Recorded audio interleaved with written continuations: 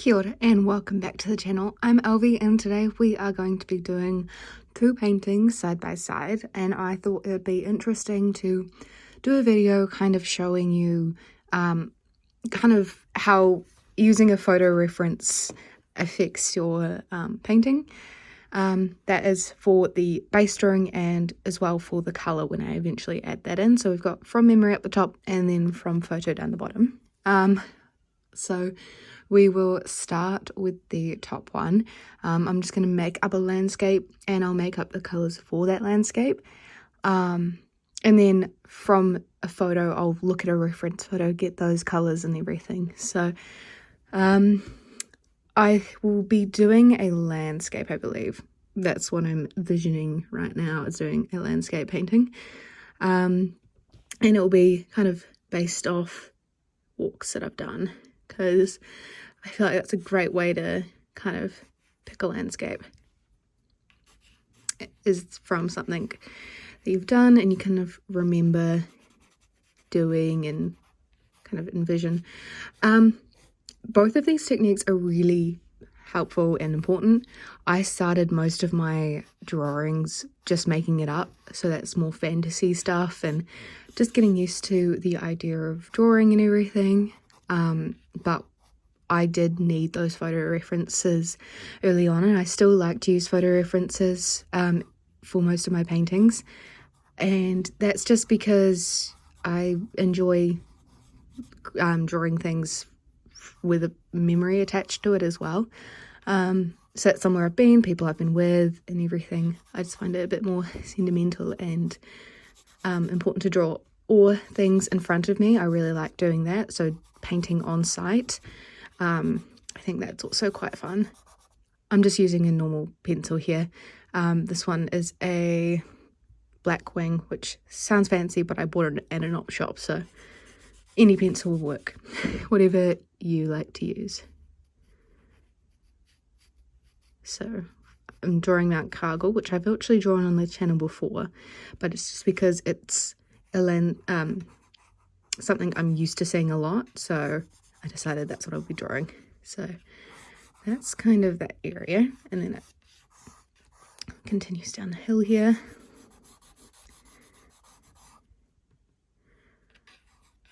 Everyone approaches drawing and painting differently, so if this is how you tend to do your art, I commend you. It's not my personal favorite just because I'm used to looking at photos now, and yeah, I quite enjoy that process more. But if this is how you like to do your landscapes, incredible, really. It takes a lot of skill to just and just a mindset to be okay with whatever you're drawing, and it might not be accurate to shape, or it might be off slightly. And especially with colour, I feel like it can get quite complicated when making up your colour palette and stuff. But that's kind of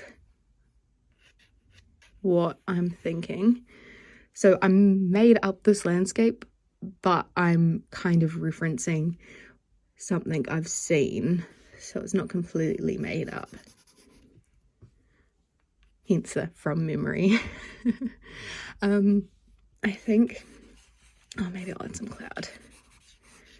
I'm adding a lot of lines because I really like my lines at the moment, but it just depends. Like, if you want to add more paints compared to line work, do whatever works for you and your painting style. But that's my drawing. I'll give you a closer look. So that's from memory. So I'm not going to do the next drawing yet. I will be painting the colours first because I want to also make up the colour palette, which is a bit harder, I find, because there's so many possible colours your landscape could be and different colour combinations and everything. I'm using Da Vinci paints here. You can use whatever you like it, whatever's available to you, whatever you personally prefer, brands, colours, you name it, you know, it's up to you if you want to paint along with do a painting as well, as long as you're happy with it. I'm using nice paper, by the way. This is 100% cotton paper. it's not mandatory, it's just what I prefer and what I am using at the moment. This is the German paper brand. It's a really nice sketchbook. I've been enjoying it so far. I'm halfway through. I've done a lot of paintings in it. I just could have recorded some of them actually for you guys, but I've been a little busy at the moment, so I haven't done as much video, well, as many videos as I usually do, but that's all right. There we go. So I'm just doing a base kind of green at the moment.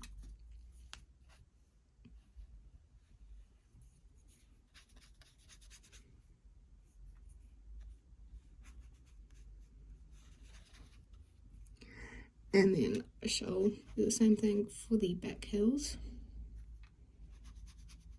And one thing is, like, if you are used to using reference photos a lot, and like drawing what's in front of you, you kind of, I feel like, pick up things or consistencies with what tends to be in the landscape, or what tends to be the shape of things, or where colors tend like go and stuff. So it's like you pick up things subconsciously, I feel like. So once you get used to proportions or like drawing stuff, it's a good practice, and it's a good thing to try, even if it makes you feel uncomfortable or you're not sure how it'll go or you're not happy with it. It's still a really good thing to experiment with and play around with. And yeah, I feel like especially it's important to play and not be try not to be terrified of trying a new thing, because it could be something you really enjoy and something you didn't know you loved doing. So there's the water. It's a little light, but I'm just putting layers down at the moment.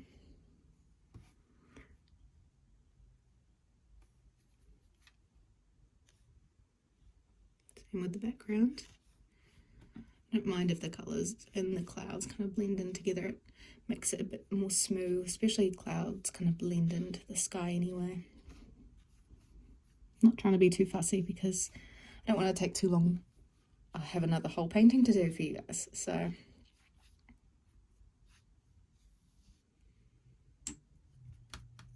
And while that one no. Okay, I'll be back with you guys when it's a bit drier.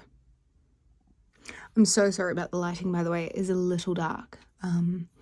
But I want to do this painting today, well, these paintings today, so let's work with it.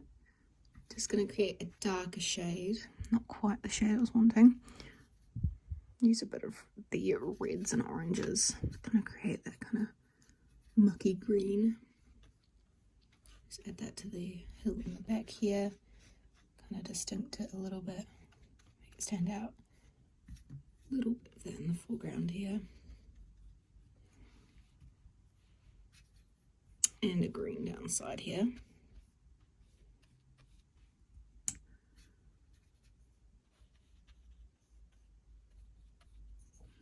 I feel like distant hills always kind of have a bit of a blue tint to them. Oh, not that colour, but a bit blue tint to it because of how your eye perceives things, I believe. You see it in a lot of Van Gogh's work. Van Gogh, however you'd like to pronounce it. But that's the kind of distant hills I'm kind of emulating. Not really, because it's more of a purple, but that's okay. Now I want to change to the watercolour because I want it to be a bit more of a warm blue rather than that kind of cool blue I've got.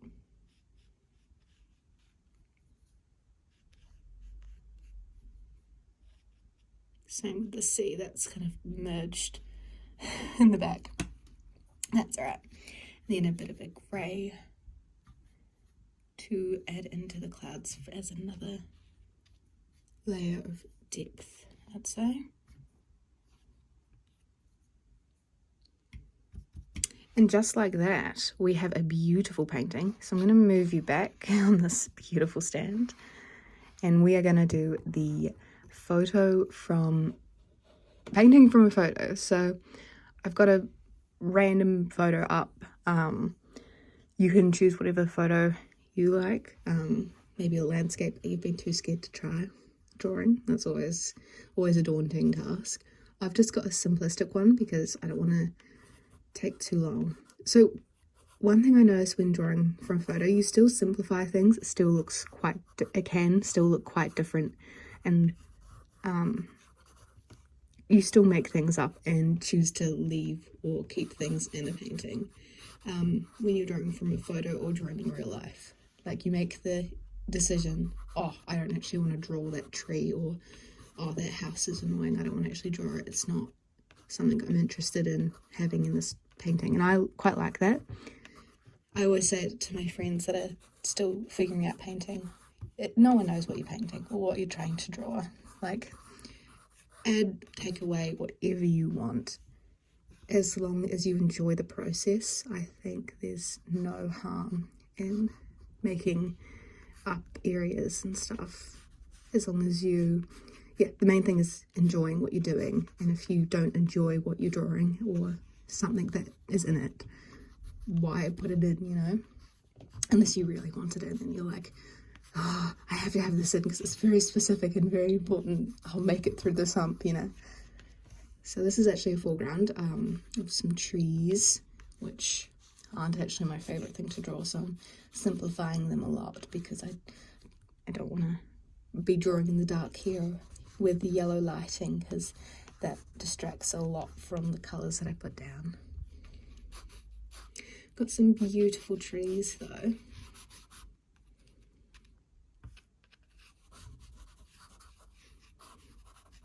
And kind of quite round leaves. And yeah, I'm just scribbling them in.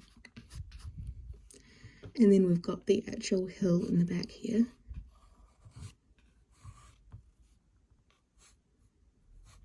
That is one thing with a photo reference, is you can kind of gauge the shape of the hill. If you're drawing a specific hill, they've got very interesting shapes to them. And buildings, I definitely find them helpful to have a reference photo for them. I'm not very good at making up them without them looking a bit ridiculous, really, but that's all right. I think you can blend the two techniques together, like drawing from memory and drawing from a photograph. I think they're both really important skills to try out, and just see how you find it.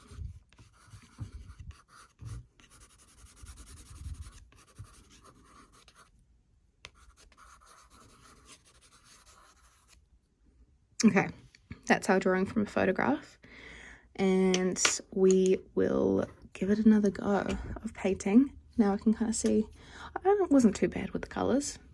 It's a very grey sky, like completely grey basically, so just block that out a little bit with a few different greys to keep it interesting. And just because I'm using a photo reference doesn't mean it's like everyone uses a photo reference differently. Some people take parts of a photo and parts of another photo and blend them together. Some people just look at it as like there for a certain, like maybe a certain structure on it, and then like cut and pasting it onto a different image they're drawing. And some people, rely on them a lot, and doesn't matter where you lie in that kind of area. Again, I'm doing a very light wash of green underneath, and I might have to turn on the yellow light because it's getting quite dark, so I'm sorry if the colouring changes at any point in this video.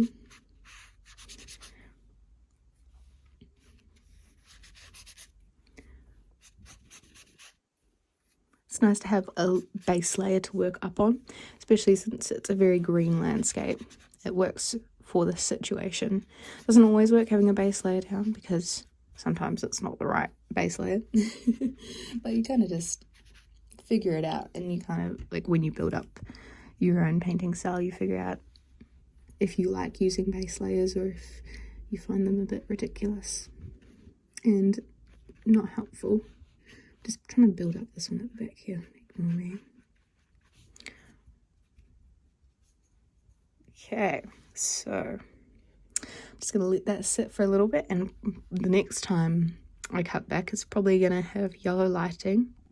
I actually realised my laptop light, well, my laptop screen produces quite a white light, so I'm leaving that on very bright to kind of work at the moment. Sorry I keep going on about lighting and stuff, but it's actually quite an important thing to have as natural lighting, because it helps you see the colours you're placing down and everything, and it shows the true colour rather than a tinted version of the colour that you think you're using, and that can kind of skew your painting a little bit if you're not careful. And if you don't care, you don't care. Like, I paint in yellow lighting all the time, but I'm aware that I'm using tinted lighting, so that does tint the colour of the paints that you're mixing and everything. So it's not like that deep of an issue or just a thing. It's just good to keep in mind some of these things. So I'm adding a bit of lighter colours up the front here. It's still, the wet paper is still wet, which I should let it dry, but I'm being impatient, so that's my own downfall. So if you want clean, beautiful layers, let your paper dry in between layering the colours up. It's a really good habit to get into.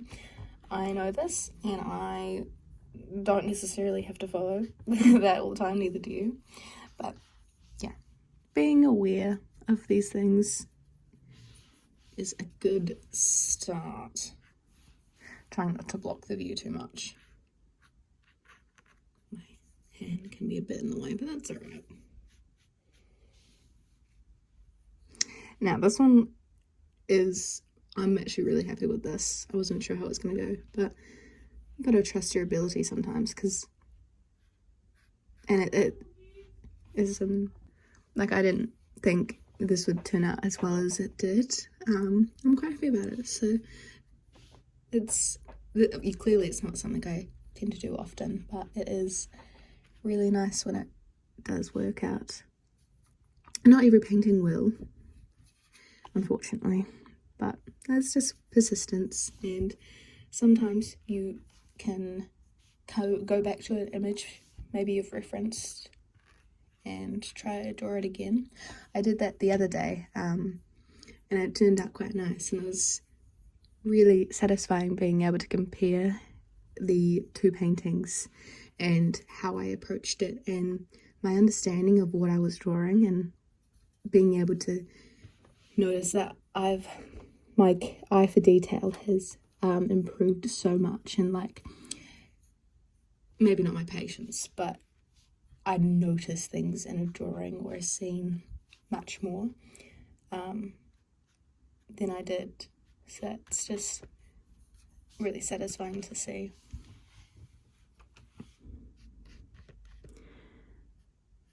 I might not be able to show you it dried out in this video because it might get too dark, but I'll show these paintings in my sketchbook tour whenever I finish it anyway. But it's kind of blending in together, so yeah, I might leave it to sit for a little bit and then I'll come back to it and then I'll show you the paintings together. Okie dokie, so these are the final results today. I'll give you a beautiful close-up view. So this is the one from memory. You can see there's some nice detail and pencil lines and marks and playing around with the colour. And this is the one from the photo reference. These aren't paintings that took forever, so if I took longer they might have turned out a little differently, especially with the laying of the colour and maybe the detail of the lines in this one, because I had way more lines to go off, whereas this one I was kind of making up the lines as I went. But yeah, those are the final results. Thank you guys so much for watching, and I hope it was an interesting and fun video. So I'll see you guys in the next one.